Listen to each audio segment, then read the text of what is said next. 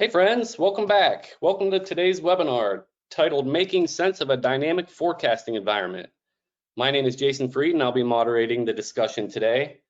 Obviously, before we start, a couple quick things that we always have to go over. Audio is on mute for all the attendees, but please feel free to ask questions during the presentation in the chat box drop down on the right of your screen. We'll take 10-15 minutes at the end to answer as many questions as we can. Also, this session is being recorded. Tomorrow we'll send an email to all the registrants with a link to the video and slides. With that, we have an awesome lineup of panelists with us today. I'm super excited to chat with these guys. I'll go around the room and let them each tell you a little bit about themselves, and I'll start that.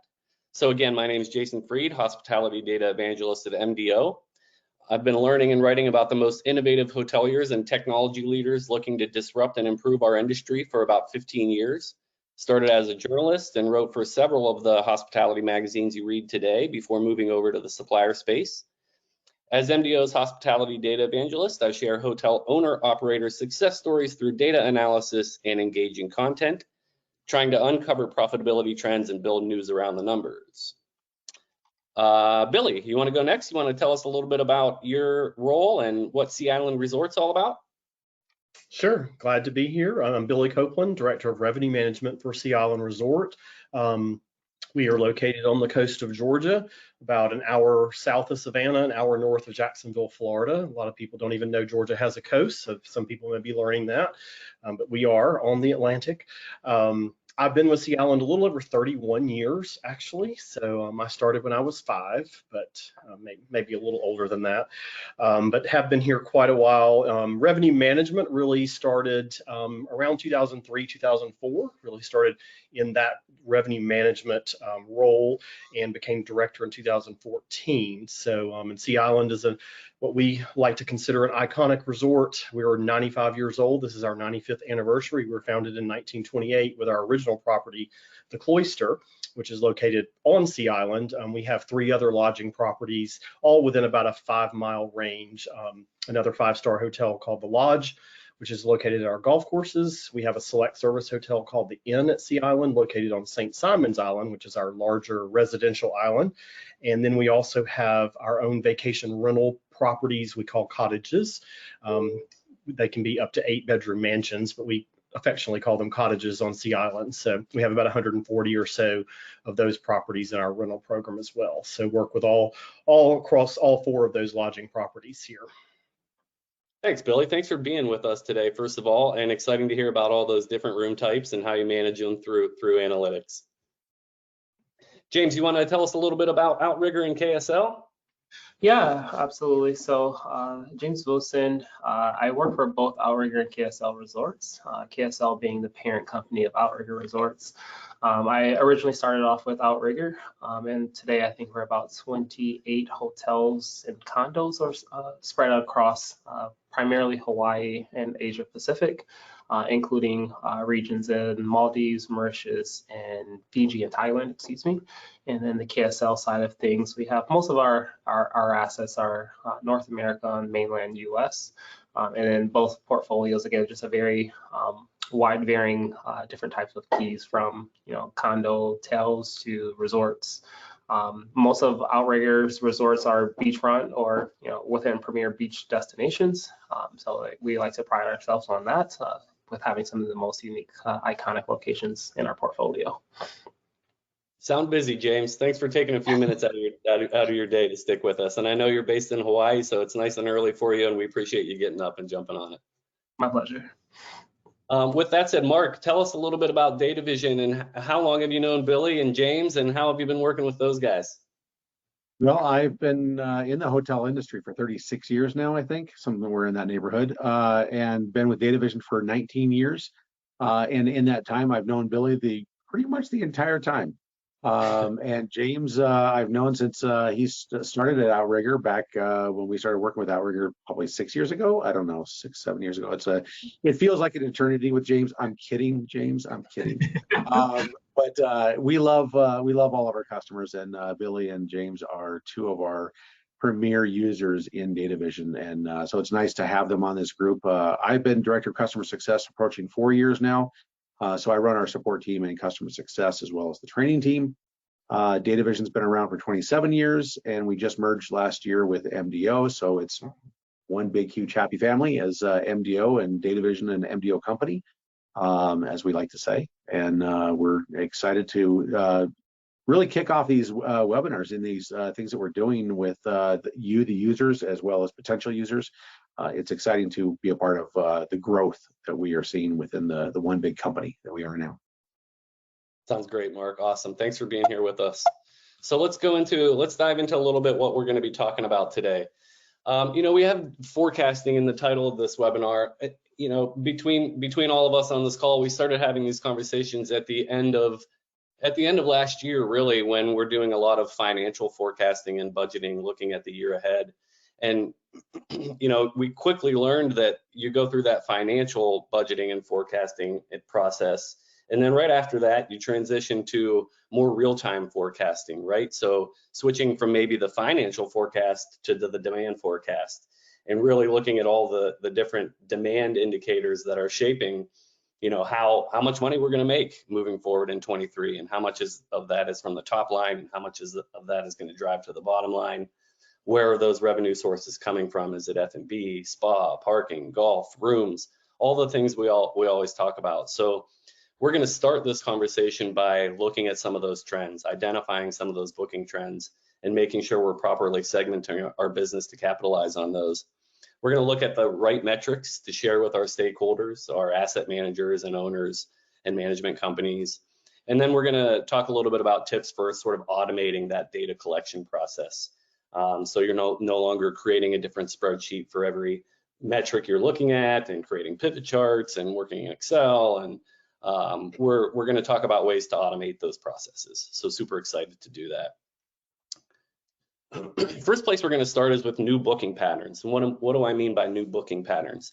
Well, looking at how travelers are booking hotel rooms and resorts differently in 2023. A lot of the data you're going to see on the next few slides is mostly anecdotal data from me out there talking to our customers and other hoteliers over the past 6 months, and really learning about what they're seeing out there in the market. And I'm going to ask each of the panelists on our webinar today to sort of tell us what it's looking like at their properties. Let's start with the booking window. Hear a lot of talk about it finally lengthening, that over the past couple of years, especially during COVID times, it was very short, right? People were making last minute decisions. They didn't know if they were going to be able to travel or not. They didn't know if the regulations were going to be open. And finally, it looks like we're seeing a little bit of that booking window lengthening. And I'm curious to see James and Billy specifically, how that's looking at your properties. James, you want to start? Yeah, absolutely. So it really depends on which assets that I'm looking at, but on average, I'm seeing that the length of stay is pretty much in line with last year and 2019. We continue to benchmark against 2019, although that the business is entirely different. One thing that I did see is that in comparison to last year, we're down maybe about 1 day overall in our length of stay. However, our lead days, depending upon the region that we're looking at, in our APAC region, it's grown over 2019 and 2022. Whereas in Hawaii, we're significantly up. Our lead days has increased over last year, but we're down still in comparison to 2019, and we're down probably about 30, 40 days or so. Oh, wow. That's interesting. So James, let me unpack that a little bit. Talk about why you compare to 2019 and last year. Why do you think those are the best benchmarks? So 2019 was probably the last year of the normalized year prior to pre-pandemic. And that year we were exceeding expectations. It was a historical year for us, essentially, across the portfolio. And then there was a lot of noise in 2020 and 2021, so it was not necessarily a normalized year. And so post-pandemic, 2022 was more of that year that kind of have a lot of that noise out, although there's still a lot of unknowns out there, or people were still booking last minute. But again, it's our closest thing to a normalized year. We have our resorts open the entire year versus some of the resorts in years prior had been closed for a pandemic and opened up in the middle of the year may have limited inventory and so forth, or the comp set wasn't open. Yep, that makes a ton of sense. Before we get to Billy, and I want to see Billy's trends, I'm going to shift to you, Mark, real quick. Is that what you see across the board with most of our customers and most of the hoteliers in the BI space out there? Are they comparing to 2019 and 2022, or?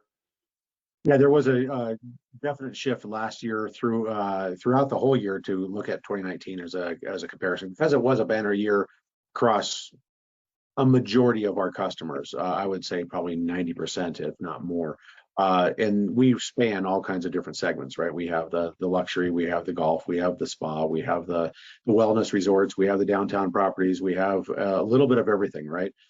In our portfolio. And so we've talked to a lot of the different properties, and they all have said the same thing. 2019 was the year to benchmark against.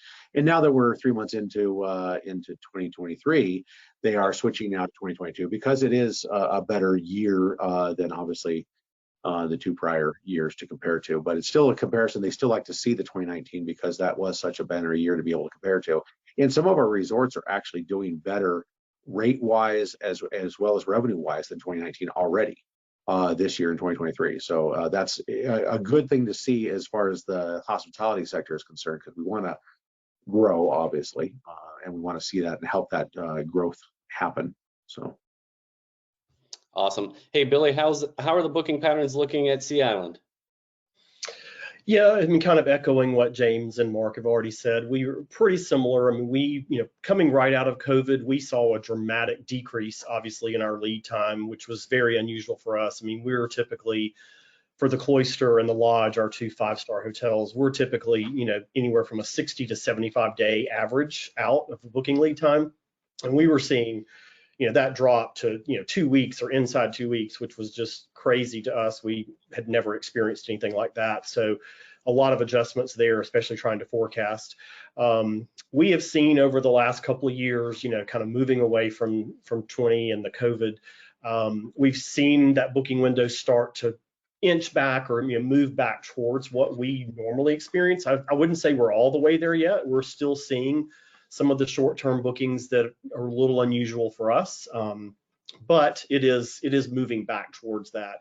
Length of stay for us, interestingly, really changed very little. We were actually surprised about that as we analyzed, our data, especially year end, looking after 2020, looking at 21. We really thought we were going to see a longer length of stay because people would have been, traveling and staying longer, especially during the periods where, travel to Europe was not open and people were really looking for the domestic destination, which we obviously benefited from very much. What we think our hypothesis was, and what we anecdotally saw, was we found a lot of guests that were traveling and maybe taking a week or whatever, but they were kind of resort hopping a little bit, going here for a few days, going to another resort close to us for a few days. So they were kind of breaking it up. So our length of stay pretty much stayed the same for us. But overall, like I said, we're kind of inching back towards our typical lead time for the most part, with a few exceptions. Well, that sounds like a pretty amazing vacation, resort hopping. We'll spend a couple days at Sea Island. Yeah. We'll go to Hawaii, spend a couple days with James. That sounds super fun. All right, cool. So we started to get into a little bit there with sort of the weekday, weekend, with the length of stay. Are we tacking on, are travelers tacking on, those shoulder nights? I think that's one thing that we are seeing emerge, or at least the hoteliers that I've talked to are seeing, is this bleisure business, right? So these, we can work from anywhere now, right? We're sort of untethered from our desk, and if we want to, add on a day or two at the end of our trip, where we're sitting by the pool using our laptop doing work, it's possible now. And I think that, from what I've heard anecdotally, puts a little bit of challenge on what how we've typically segmented our travelers, right? We've typically said, are you a leisure traveler or a business traveler? And we see that blending. And I'm wondering, James, do you see that at Outrigger? And has it shifted the way you segment your guests that are your travelers at all? Not per se. We do definitely have a lot of leisure travelers that may essentially come to their their function a few days earlier or even a week earlier to just enjoy the island. It's a long way to travel for most people coming, continental United States. Historically, Outrigger hasn't necessarily been a huge or a dominant player in the group segments here. We do have our fair share of group business, but we've opened up our doors to a lot of people that are working remotely where their length of stay may be 30 days because they're going to spend 30 days here because, like you said, they're not tethered to a desk. So they'll stay in our condo product as an example. They have a home away from home. They're not necessarily having to travel back home right away. Whereas in, some of our properties on the KSL side, they do have quite more of a mix of that bleisure guests, given that they're able to, not be tethered to that desk, essentially. Yep. Mark, what are you guys seeing at Sea Island? Maybe you can tackle the next, I'm sorry, Mark. Billy, what are you seeing at Sea Island? Maybe you can tackle the next couple bullet points here. Are you seeing, is group business return, and are you seeing different types of groups come to the property? For us, not so much different types of groups. That hasn't really changed for us. We're probably a little bit unique in kind of, in the area, the location we are with that. What we have seen is, we're seeing obviously some of our markets, particularly the Northeast, the financial, the insurance markets, we're not seeing as many leads coming right now. Obviously with, the talk of a possible recession, we're seeing less leads from that particular market. But as far as types of groups, that hasn't really changed. Overall, our group business has been extremely strong. We had a tremendous year set up for 2020, which obviously got waylaid with COVID, and then luckily for us, we had a lot of groups that chose to, rather than just cancel completely, rebooked their meeting for 21, 22. We had last year we had an incredible amount of group business in 22 that should have been here in 2020 or maybe in 21 also. So types of business really hasn't changed. The lead time with groups, that has been a dramatic change for us as far as the short lead time.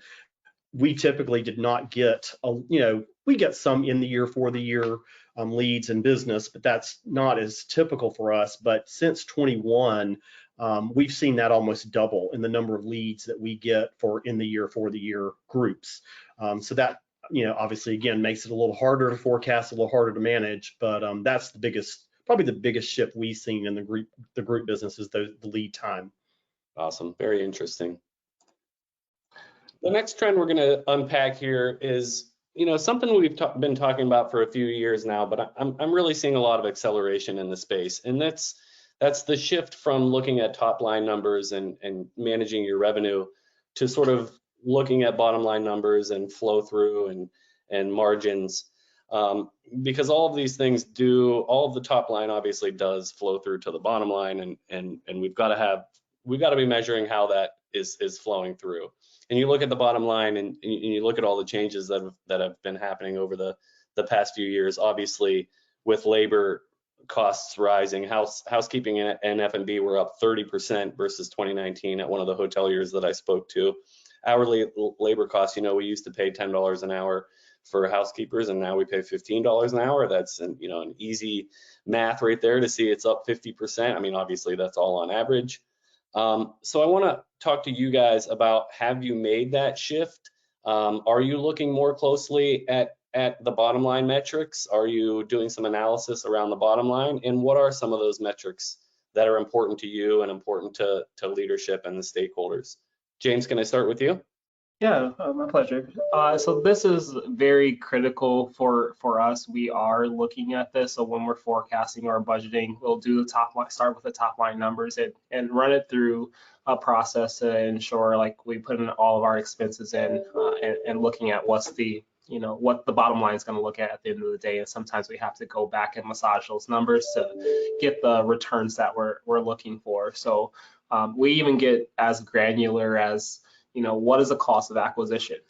There's media spend, there's commissions that we're paying out, there's credit card commissions and so forth. So, fortunately, with the help of Datavision, being our data warehouse, we're able to segment that business and say, okay, this much money came from, our OTA partners, and this came from, our direct channels or whatnot. What's the better mix of business? How much money are our guests from Japan or from anywhere in the world spending in our F&B outlets to ensure that, when we're putting those targeted ads out there, that we're targeting the right customer, and making sure, again, it all flows copacetically down to the bottom line.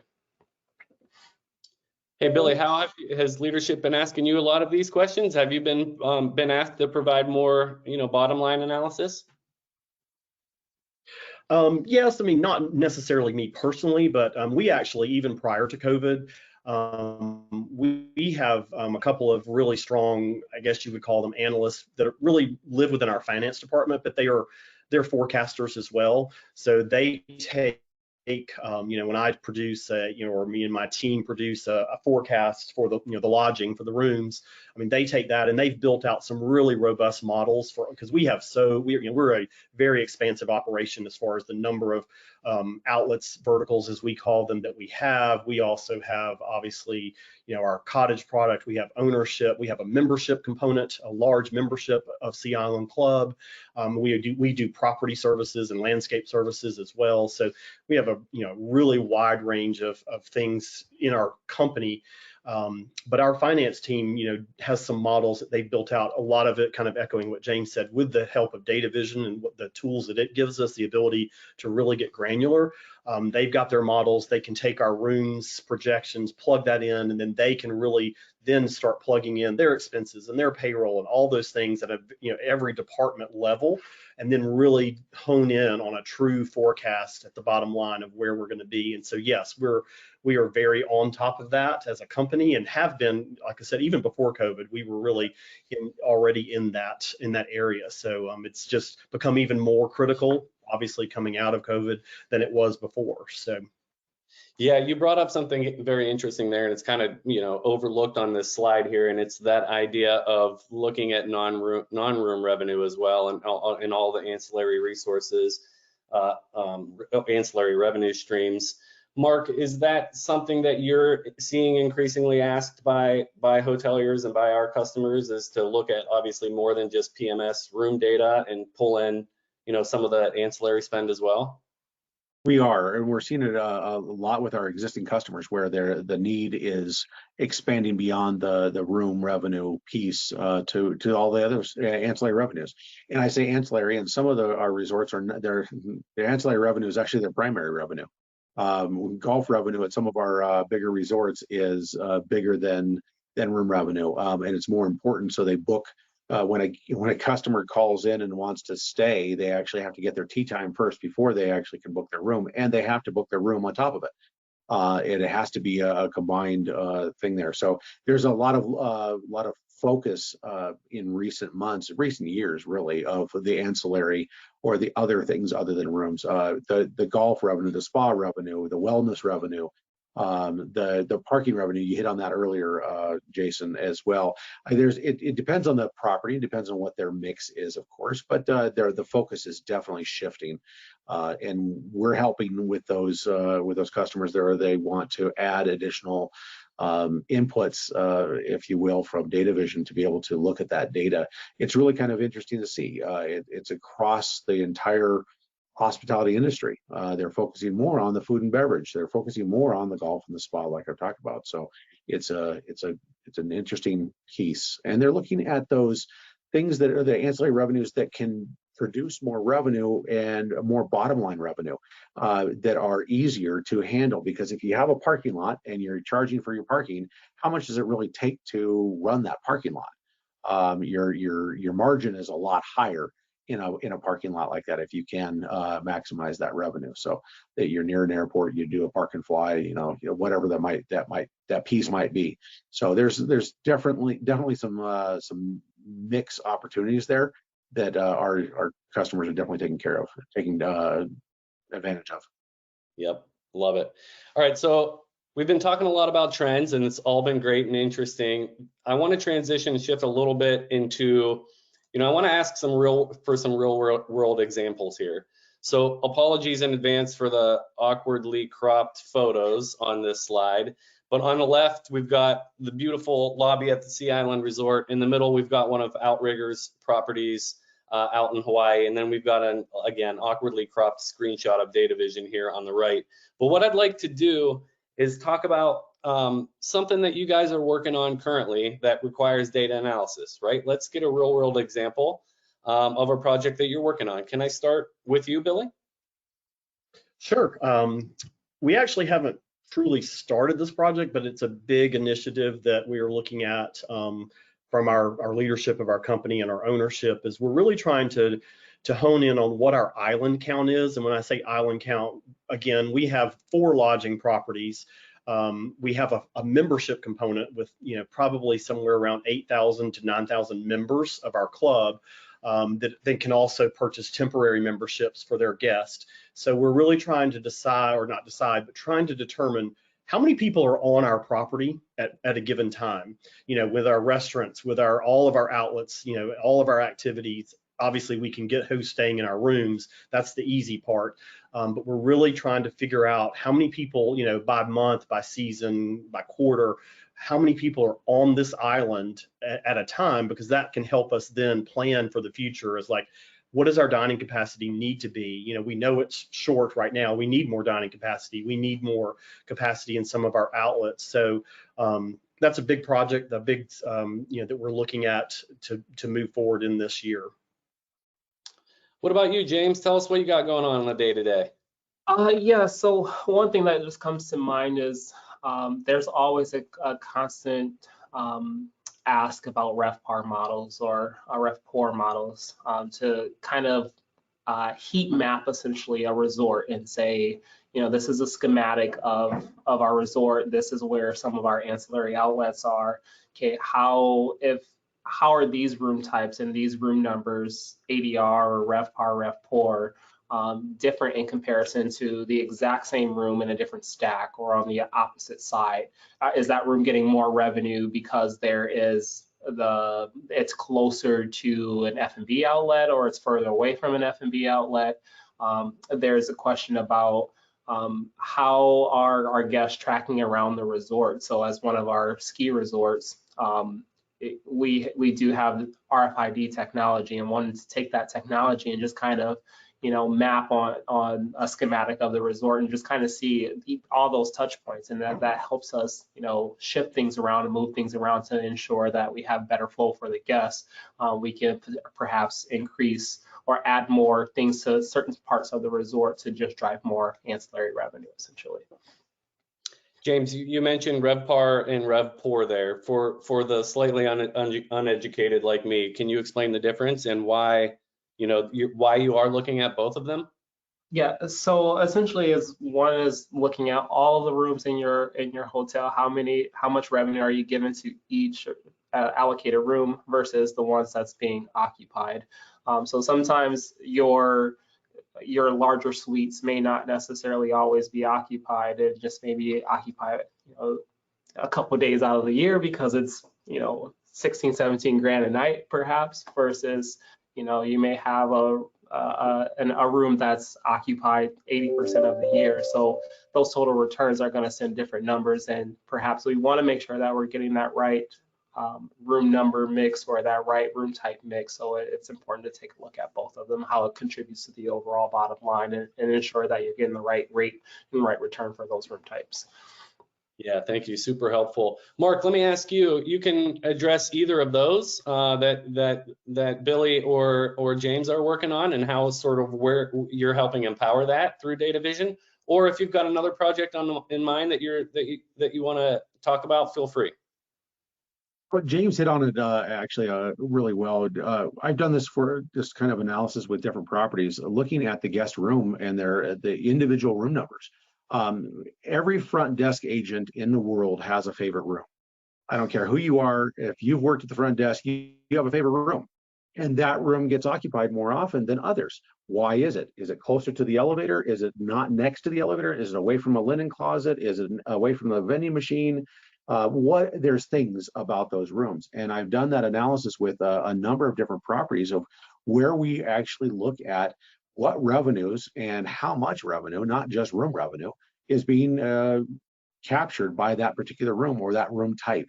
Or that group of rooms like James was talking about. Are they closer to the pool? Are they closer to a restaurant? What is driving those revenues? And a lot of times it is location, location, location. We'll say it over and over again, and we all smile because we all know it. In the resorts, those locations, there are some that are just closer than others. As a prime example, I used to work in Vegas, and I worked at a resort, and the last room furthest from the hotel, from the front desk, was a quarter-mile walk away. And in some of the resorts, and Billy, you're talking about 5 miles spread out around the different resorts. Obviously, they're not, your guests are not walking to those, but that is going to affect where somebody stays and where they're spending their money. Are they driving across the island or to the other locations to actually spend that money? And we drive all that through data analysis, because we track all of the spending, all of the F&B revenues, the golf revenues, the spa revenues, all those different ancillary revenues we track per guest, so we can see where they're actually spending the money and spending the time. And I think the way we're doing that, right, the way we're sharing that with everybody internally that we need to is through reports and dashboards. At least that's the way I understand it. So I want to ask you guys, James and Billy, sort of how, once you do this analysis, right, there are a lot of people that need to know it, whether it's across different departments within your organization, or whether it's, again, with asset management or ownership. Are you relying today more on dashboards to sort of visualize that data and make it more easily shareable? James, I'll start with you. Okay. Yes. So we've kind of made the shift to more of a report visualization using Power BI on top of our data warehouse partner Datavision, essentially. So that gives us the ability to basically narrows everyone's attention to one view, one source of truth, and then gives them a 30,000-foot view. Whereas some users are, very high level and just needs to understand: am I reaching forecasts, or I'm going to make forecasts? Am I going to make budget? How are we pacing to last year? And whatever other metrics may be there. Versus when you're on property, you need to know more granular information, more detail, or slice of data a little bit more deeper than a C-level executive would. So I try and design reports that provides that 30,000-foot view and allow a user to be able to go down a rabbit hole, essentially, and get answers within, a split second, essentially, versus historically when we first integrated with Datavision, where they have this great data warehouse that, it's all about pivot tables, essentially, and we can slice the data with, different dimensions, different measures and whatnot. However, when you go in to build out reports, and you have to be connected to, VPN to be on the network to get that data, Power BI gives us that access to. It's already done, essentially. It's updated first thing in the morning or multiple times throughout the day, depending upon the environment. I have my answer, however granular I need to get that information, whether it's by room number, by room type, by market segment, by rate code, by account, you name it. Essentially, the Datavision just gives us so much rich information that a canned system can't essentially do it. And I can take the data and I can just run with it and, just look at the data slightly differently. He has run. Let me tell you that real quick. I'm going to jump in about James. Oh yeah, jump in, please, Mark. So Billy, let me ask you maybe the same question in a little bit different way. Who is interested in this information? Who are you sharing it with, and how often? Oh gosh, well, let me just first say that I want to be James when I grow up, because I want I want the dashboards. Like, that is the last Datavision conference when we attended, and I was like salivating at the things that he's been able to do with the dashboards and Power BI. So that's our aspiration, is where we want to get. I have a lot of reports, the one thing I love about Datavision, obviously they provide a lot of canned reports, for lack of a better word, but you also have the ability to build your own. And I love to build reports, and I have lots of reports. Mark can attest to that. I've built lots of reports. Some of them a little too big because Datavision tells me I can't have that many formulas in a report, so I have to break them up. But so yeah, we have, as far as who views, I mean, one thing I love that, our president and CEO of our company, he reads every report that I put out. I mean, wow. I know if something's wrong when I send out a report, he's going to be the first person that's going to call me and ask me about it, because I know he's reading it, which is it's really cool that he loves to get into the detail. He likes to see it at the high level, but then he likes to be able to drill in too, which is why I'm so interested to get to the dashboards set up with some of our reports where people can see it at a high level, but if they want to drill, they can drill in, as James already mentioned. But we have all of our operational leaders. I have daily, weekly, monthly, and yearly reports that I've built that go out. Some of them automated through the help of Datavision, where they actually update in the morning automatically and they send out to a distribution list. So I don't even have to touch it, do anything with it. It's just in their inbox at a certain time, and they've come to expect it, because when it's not there for some reason, they are calling me or emailing me, where is my report? So I know people are looking at it, which that's great, because they're making their business decisions. Every outlet, as we say here, is running their own business, and they've got to make sure they're making the right decisions. And so they're using the data that we have, because we have so much at our fingertips. There's, it's almost overwhelming how much data we have, thanks to Datavision, how quickly and nimbly we can get to it. So we have a lot of people in our company that are using it. And again, I want to get to James's level at one point with those dashboards. That's my goal before I retire. Yeah, that's awesome. Hey, Mark, Mark and I didn't get together when I put together this slide. I kind of just grabbed these screenshots of Datavision. So I'm probably putting Mark on the spot a little bit here. Did these screenshots look familiar to you, Mark? And if so, can you kind of walk us through what we're looking at here briefly? Well, the one on the left, the big one, that's an F&B analysis looking at the outlets, and it starts, like James talks about, at the 30,000 foot level. How much revenue did they make yesterday? Yesterday, last week, last month, last year, whatever you wanted to put on these dashboards, you certainly can. And the focusing on item categories. Are we looking at food? Are we looking at beverage? If we're looking at beverage, are we looking at beer, wine, liquor? And then if we look at wine, how many bottles of wine were sold yesterday? What bottles of wine are sold? Because there's margins involved in all of those different things, and being able to track that data down to the server level to make sure the servers are actually selling the right bottles of wine, because they want to make a better margin, or they have more of those particular items in stock. And then conversely, we also have the ability, and it's not on the dashboard there, excuse me, but to be able to look at the items that are not being sold. And that's just as important in an outlet and across your entire portfolio of which items are not being sold, because they may have to be on a menu because they're chicken nuggets for kids, or mac and cheese for the kids, but maybe not selling a lot because during that time period that you're looking at, you're not getting a lot of kids in the resort. Well, that's something that still needs to be on the menu, right? It still needs to be available to the kids that do come. So there's a lot of those types of things that happen in that type of report that you're looking at there, and it actually goes down to even further than that. So we can do a lot of those different things, and we can do a total revenue per property, and that some of those are looking at specific properties as a total revenue, and they can compare those to your budgets, to your forecast, to your latest estimate, whatever might be held that we want to look at. And then on the right side, we have total revenues broken out day by day, where our reach is, what each day of occupancy is, each day of revenue is, in the middle bottom graph there.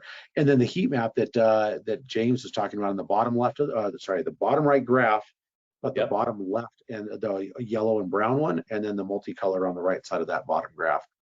Heat maps of looking at where our occupancy levels are or revenues are per type of room, per segment, whatever the case may be. And the bottom left, the orange and brown one, that looks like a time for maybe the spa. It looks like the spa of the different times of day that the treatments are happening. I travel around the world, and I ask the spa director everywhere I go, what time of day is your busiest time of the day? and they guess, oh, I think it's 10 a.m. and I show them and it's actually 2. The 10 is the second, is close, but 10 is not the busiest time of the day. So then the question becomes, why are you charging the same price for your treatments at 10 o'clock and 2 o'clock in the afternoon? Right. Why aren't those like rooms and maximize that revenue? If somebody wants to come at 2, you should be paying more for your treatment because it's the busiest time of the day. So we focus on those types of things. The same thing goes with golf rounds. Your busiest time of the day is probably 9 o'clock in the morning for members, maybe even 8. But if a guest wants to come at 8 o'clock in the morning, your members are taking up that time. So we have all those different things that we now analyze on those different graphs. So. Awesome, fantastic. Thanks for that assistance. So we're up against it. We've got a few minutes left. I want to get to the Q&A just in case we've got any pressing questions. I do have one that came in, and it's a pretty specific question about tour operators, and I think I'm going to direct it to you, James. There's a question, how are you capturing data from tour operators? And more specifically for Outrigger, what percentage of business mix comes from tour operators? I don't know if you have rough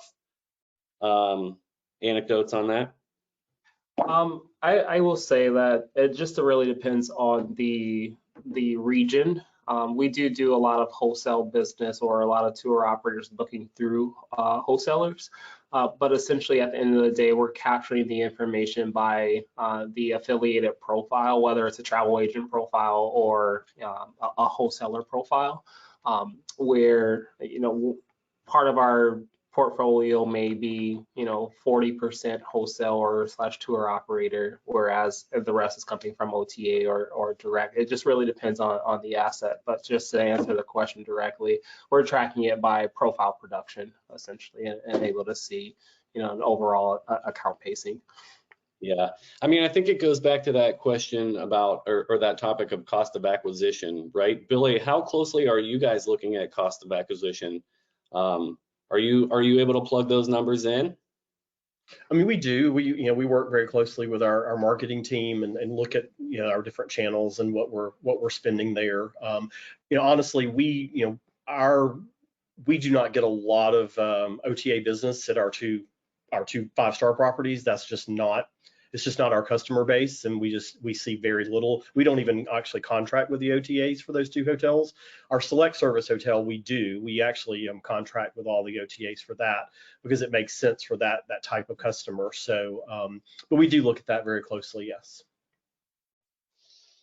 Okay, awesome. Phew, I feel like that 45 minutes went super fast, and that's because all of the awesome information that you guys helped bring to light there. I really, really, really appreciate your time, guys.